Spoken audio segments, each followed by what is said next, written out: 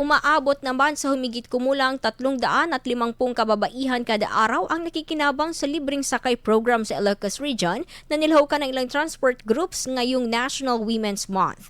Ipinapatupad ng programa sa tulong ng 3 pribadong transport cooperative katuwang ng Land Transportation Office at Department of Transportation, alinsunod ito sa direktiba ng national government.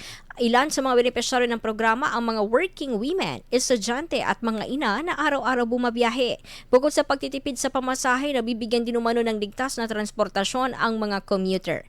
Ipinatutupad ang Libreng Sakay program sa buong buwan ng Marso bilang bahagi ng selebrasyon ng National Women's Month kung saan may mga itinakdang ruta at oras ng biyahe kada araw. Sa Dagupan City, ipinatupad ito ng ilang transport cooperatives na bumabiyahe ng Bunuan hanggang downtown sa loob ng isang linggo mula alas 10 ng umaga hanggang 1:00 ng hapon na sinimula noon pang March 9. IFM News. IFM News. IFM News.